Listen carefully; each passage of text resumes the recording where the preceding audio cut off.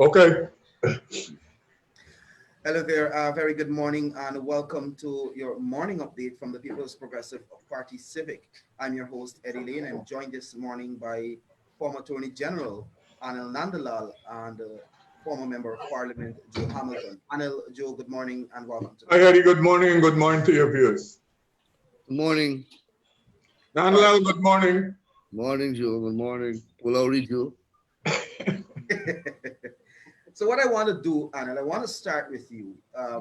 This morning, the Chief Justice had a case management conference with regards to the matter filed by one Msinga Jones on behalf, trying to block GCOM from moving ahead with its declaration with regards to using the recount data. If you can break down what transpired this morning for our viewers before we move into the other issues. Thank you, Eddie. And before we get to that, you would recall we spoke last night on one of these programs, and we made reference to a statement issued by the Office of the President, where Mr. Granger took umbrage to my description of him as a sanctimonious gangster. And in his response, he gave us his platitudinal uh, regurgitation of compliance with the Constitution, etc., etc. And I said on the program last night with you that you will see this morning. In that statement, he attempted to distance himself from interfering with the works of GCOM. And he, tell us how GCOM is an independent body and he will always abide by the declarations of GCOM and so on. All of that, those platitudes, we heard it once again. And then this morning, I told you that the usual suspects will appear. Mayor Robertson would be joined by Roysdale Ford, that the Attorney General will suddenly appear, that the constellation from Trinidad will join the team. So this is all over another APNU application. So again, only yesterday, the day before his birthday, the president lied to the nation. And we saw that very clearly this morning. But this morning, you heard the Chief Justice.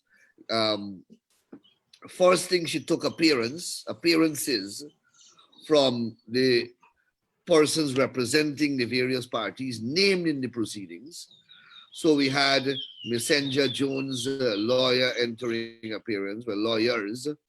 And of course, that those persons that I made reference to are all now part of the team representing Messenger Jones. I'm told that this is a young lady who used to transport the ballot boxes from the back of the convention center into the counting stations. But this lady got a tremendous amount of wealth to retain 3 lawyers here and 3 in Trinidad. At some point in time, we have to get the anti-money laundering team and the GRA team to investigate these persons. The first one was Yulita Moore. And then we had the lady David, and now Miss Jones, because these are persons who are unknown. As far as we are aware, they of humble earning, but they are able to hire a huge array of lawyers from within Guyana and overseas. So that will be a conversation at some point in time. So we had, and of course, the Attorney General appeared. We had Mr. Boston has returned. So Mr. Lowenfield is defending this case. So it will be interesting to see what Mr. Lowenfield, what position he will take. So Boston is appearing for him. And the chairperson has retained the services of her usual lawyer, Kim Kite. And then we had a host of applications from political parties who participated or that participated in the elections, making applications to join. We had an application from Bharat Jagdev in his capacity as General Secretary of the People's Progressive Party. and we had an joint, that application of Mr. Jagdeo was joined with the application by Irfan Ali, the president-elect. Clearly, they have a very profound interest in the outcome of the proceedings. And then you had the other political party, Mr. Kashir Khan, appearing for, I can't remember the names, but Vishnu Bandhu is represented by Datuddin and Ali, Jamila Ali. Ralph Ramkaran represents Mr. Schuman's party. I have the appearances here. Let me read them quickly. TCI and Change Guyana, represented by Kashir and Mohammed Khan. Anug, represented by Kamal Ramkaran. The New Movement, Josh Kanai, represented by Timothy Jonas. Vishnu Bandhu, the United Republican Party, represented by Sanjeev Datuddin, Stephen Singh, and Jamila Ali. And Lennox Schumann, Liberty and Justice Party, represented by Hari Narayan Ramkaran. So all those appearances were entered, and then the Chief Justice gave some very strict and rigid timelines for submissions to be put to the court. But before we get there, she identified certain issues that she considered relevant for the lawyers to address, and then she gave directions on how submissions are going to be received. The applicant is to make their submissions by 11 p.m. tonight, and all the respondents are to submit by 10 p.m. tomorrow night, and any affidavits, etc., must be filed before the end of today. And the matter is fixed, I think she said, Friday at 2 p.m. for oral hearings to begin. Each of the various respondents have been given 15 minutes each, and the applicant, I believe, was given 20 minutes. So that, in a nutshell, is what transpired, I believe. An undertaking, at least the Chief Justice interpreted it as an undertaking, though it was not expressed in that way in my respectful view. The Chief Justice interpreted certain sentiments expressed by Kim Kite to be in the form of an undertaking that they will know GCOM will not proceed with any decision or declaration that may frustrate or defeat the existing legal proceedings. So in short, that is what transpired this morning. Thanks, Anil. And I think that covers basically where we are with regards to the court. But I want us to venture into a few other issues. And we have been talking, both Joe and Anil, we've been talking repeatedly about the consequences for those who ever attempt to thwart the will of the people, to suppress democracy, those who are inclined to become dictators. There are serious consequences, not only locally, but globally. Locally, maybe the electorate will turn away from you, those who you think to be your loyal supporters. But what we have some very, very important and breaking news this morning with regards to the actions of the Granger cabal. What I'll do, I'll first play this short video from Secretary of State Mike Pompeo before we get into some discussions, and I'm going to bring you in after that, Joe. So let's first go with this short video, and then we come back and have some discussions. A little closer to home. Today I'm announcing visa restrictions on individuals responsible for or complicit in undermining democracy in Guyana. Immediate family members of such persons may also be subject to restrictions. The Granger government must respect the results of democratic elections and step aside. A little closer to home. Today So I bring you in here first, Joe, before I go back to Anil. This is what came out from the US government, from the Secretary of State. Some serious restrictions there. Well, three things I gather from what the Secretary of State said. One, the persons who are responsible for undermining democracy the cabal and Granger and their family will suffer visa restriction sanctions. And he indicated also the aiders and abettors also would suffer likewise, and that the likes of the Brian Tiwaris and I suspect those some in the media and in the legal fraternity and wherever they reside or wherever they operate, they will suffer the same.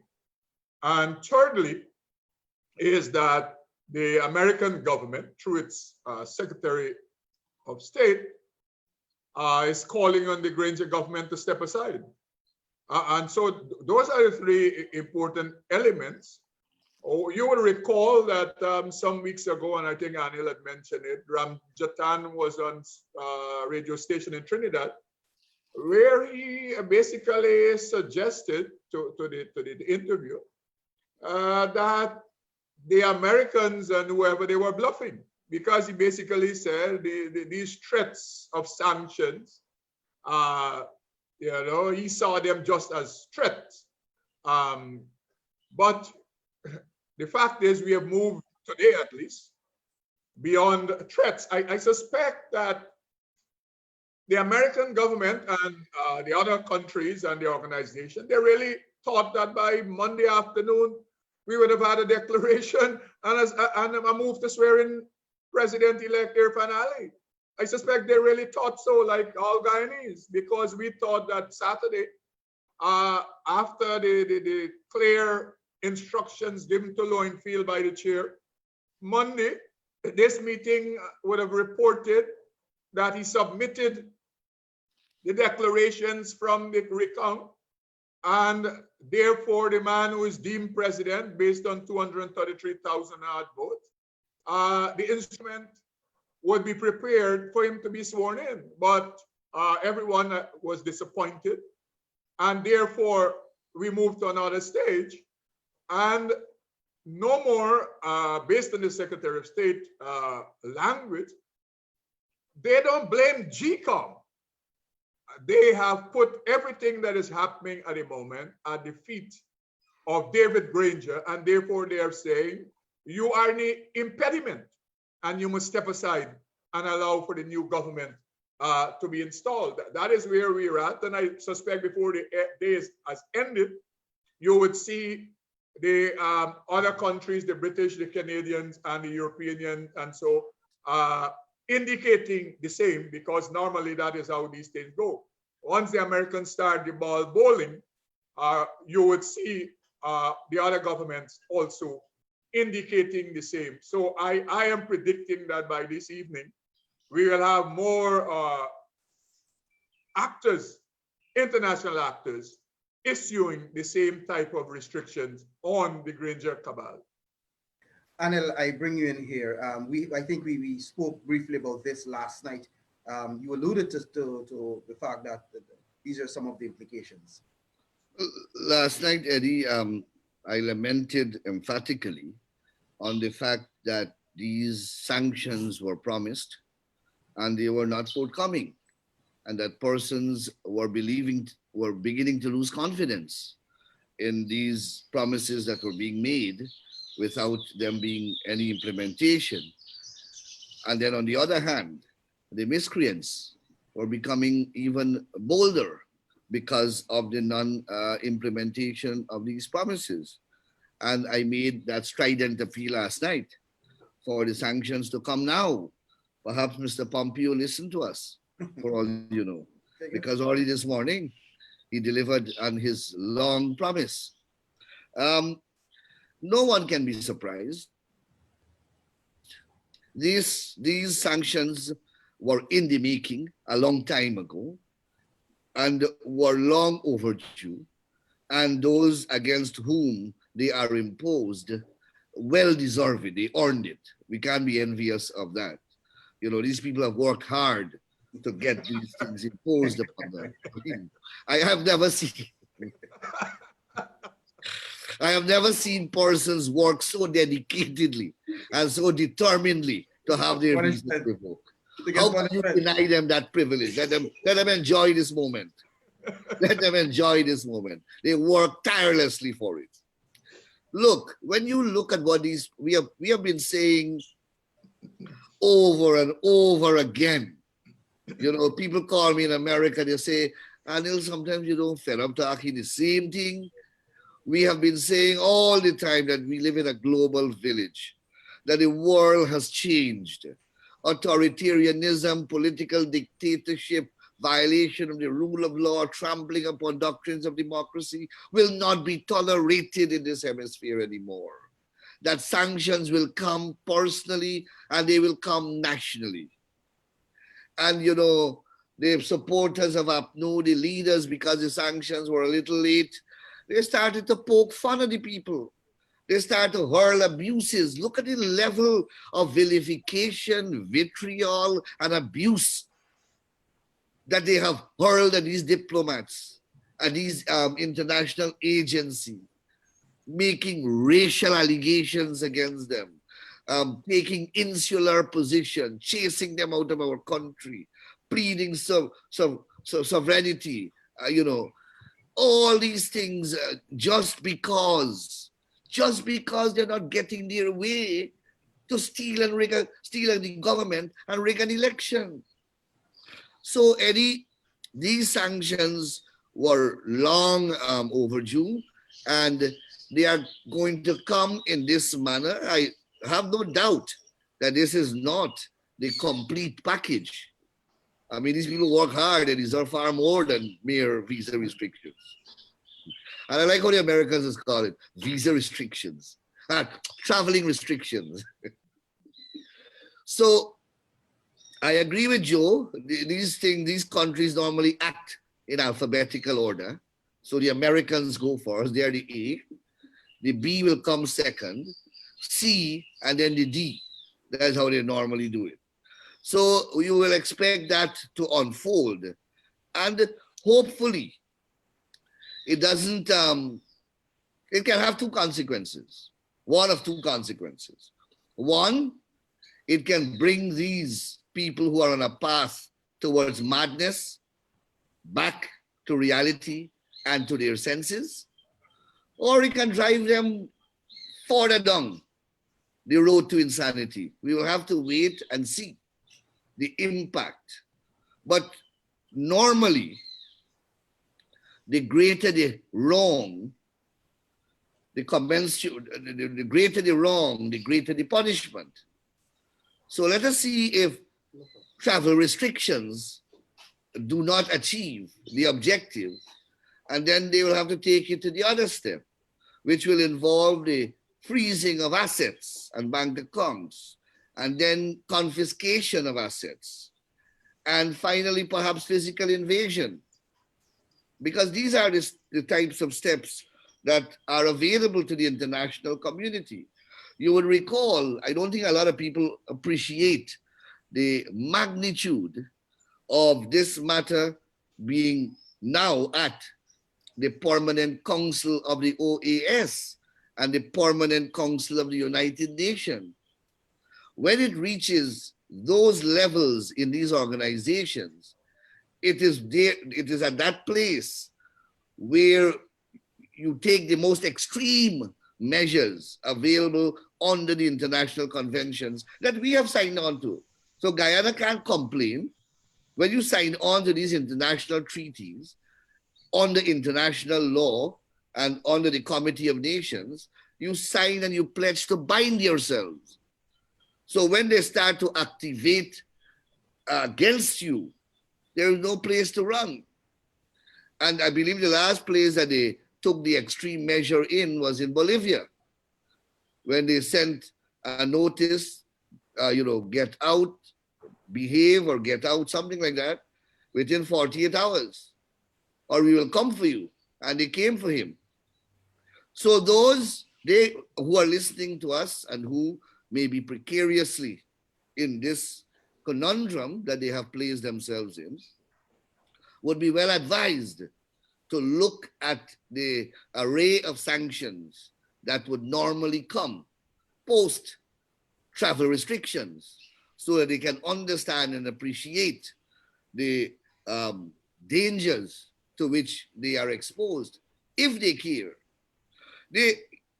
I have to say though, as a Guyanese and as a human being, that I feel for their families. Every time I speak on any of these programs, I lament what these people are doing to their families. Some of their family members may be behind them, but I know that there are family members who are not in support of the vulgarities and the illegalities that these people have been engaged in.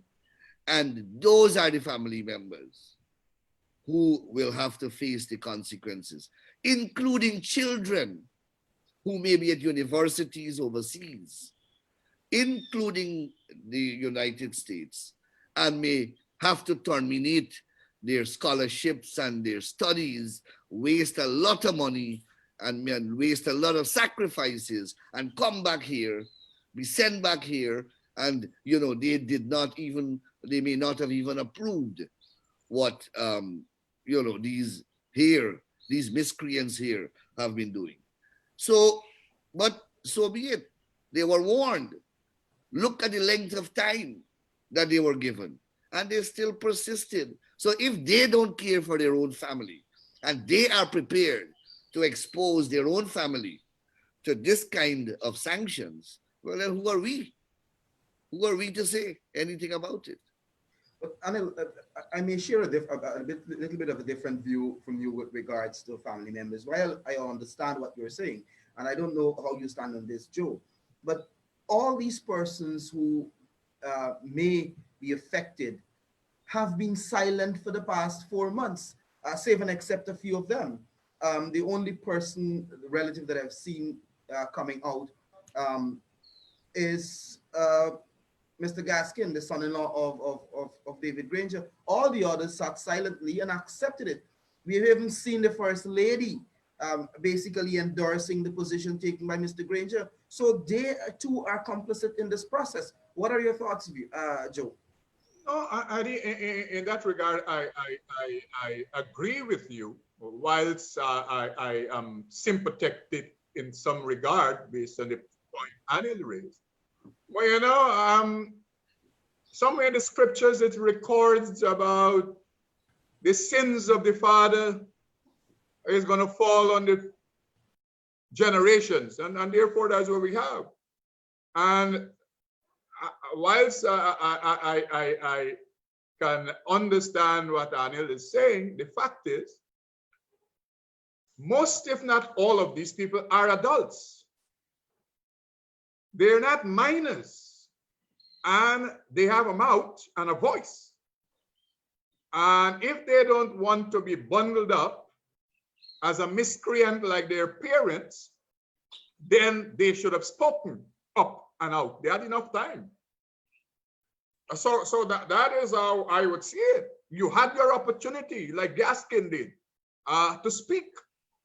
And it takes a lot of courage to come out and speaking that way about your father-in-law, basically. I suspect over the years, Gaskin might have had great reverence and respect for this man, but he's forced to reconsider whether it's the same man that I knew over decades. And he sought to speak on this matter. Importantly, the fact that Gaskin spoke, it must mean that this was a matter discussed within the family, So the pain and suffering on the earth will come, and I would say that, as Anil said, if the parents, they don't care a damn, who are we to care? For their children and grandchildren, who are we to care? The other point is, this matter, this thing is gradual. Visa restrictions, then as Anil said, it deals with issues of assets. I recall going back, I think sometime in the 90s, and I think Anil, you would recall this, another General Noriega in Panama, You remember him? He was asked, just like Granger is asked by the Americans to step aside. And he refused to step aside. He pleaded the same sovereignty. I recall his last public showing. He had a cutlass or a whatever you want to call it, a sword. Machete. A machete lashing up on a podium and talking about how he will defend the fatherland and the motherland. You know? And in a matter of hours, it was over. And he ended up spending 3 life sentences in different jurisdictions. He went off to Miami first. And when he was finished, he went to France. And then he was brought back to Panama to serve the last life sentence. So those are the precedents of people who think that sanctions, the threat of sanctions is just a threat. Noriega thought it was just, and let me say this, historically, Noriega was a very close ally and friend of the United States. It is said that he was even indoctrinated and worked for the CIA. But when it came to the time for the Americans to act, when he was advised to step aside, he refused to step aside, and he pleaded the same conversation these people are having here about sovereignty. And we know what the end of that was. You know, Peter Wickham, I think night before the last on Yog Mahadio program, he said a very important thing. He said there is no sovereignty unless there is legitimacy. So unless you're legitimate in the eyes of the international community, the conversation about you're a sovereign nation, it is just a conversation. And he points to the fact that any new country, like we have seen not so long ago, South Sudan, when they determined to establish a state and Eritrea, it is the United Nations that had to determine their legitimacy before they could have said they were serving a sovereign nation. And the point Anil raised earlier, that this is a global village, and you have signed on and you have given undertaking that pin you to human rights and democracy and the rule of law. And when you break them, the world will act. The world must act. Because let us assume, if Granger is allowed to continue with this foolishness, August, Trinidad got elections. After the elections is finished, and UNC, if they win it, Rowley could determine, you know, like Granger, and what will the world say? When Rowley take position like Granger don't want to give up government, Rowley can point to the fact that you all did nothing with Guyana, so why you come fatiguing me? And therefore, the world will not allow this to happen, because this can have repercussions and a domino effect in different countries as we go along.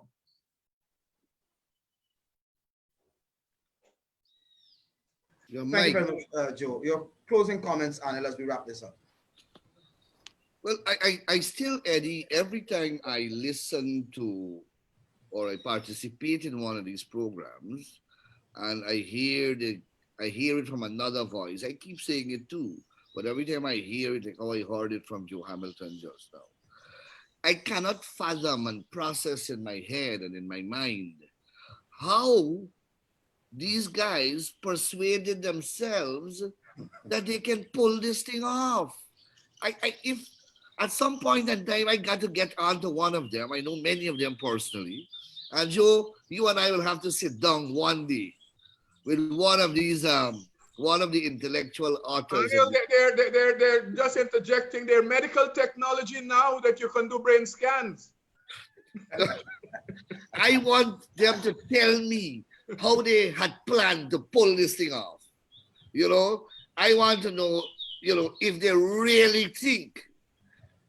Like I look at the lawyers just now, that grouping of lawyers. What those fellas telling themselves? They are going to a court to say, listen, judge, and and this is the Chief Justice of the country. A court of law, the judiciary, is established in a society to advance the law, to protect the Constitution, to ensure that people do not violate the law. This grouping of people, they want to thief an election, they want to thief a government, but the chairperson preventing them from doing that. Because they got the acolyte, Mingo and Lowenfield, and they get them to pervert themselves. But they can't pass the commission. There's a filter there. Every day they're going to get it pushed back. So they say, look, we got to take a serious position. Let us go to the court to complain. And this is the place that is to protect and uphold the law. Let us go to the court to complain that they're not allowing us to thief the government and thief the election. And they bring in 3 lawyers from Trinidad to help them convince the court. And I see my friend Boston there.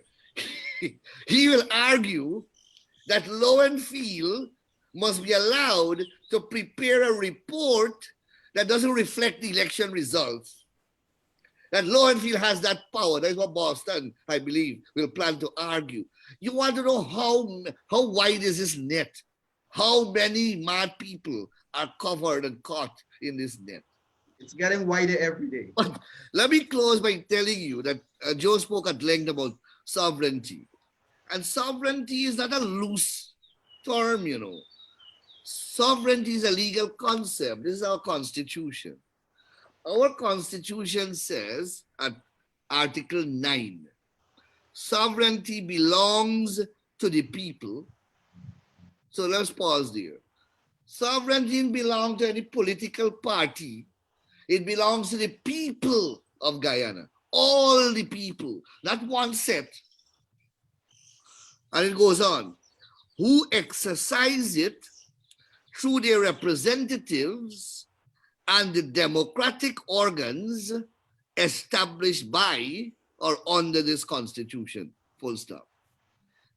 Now, take this provision of the Constitution and put it into practice. Sovereignty belongs to the people who exercise it through their representatives. The people of Guyana went to the polls on March the 2nd. The people of Guyana elected their representatives by casting a ballot.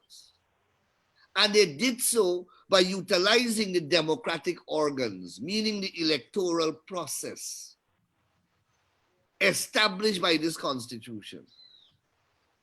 These people who are pleading sovereignty, therefore, are the ones who are defying sovereignty. Because they are defying the will of the people, the exercise of that will of the people to elect their representatives through democratic organs of the Constitution. So it's not the foreigners that they are accusing of violating Guyana's sovereignty. It's they are violating Guyana's sovereignty because they don't know better. They don't know better. So I will end with that note, and I will also say that I hope that the second round of sanctions do not take as long as the first round to be forthcoming. Anil, thanks. Joe, thanks for joining me this morning. To our viewers, we want to say thanks for being part of the program. We're going to be back with you a little later in the day with another update. Until then, we say thanks for watching and have a safe rest of the day.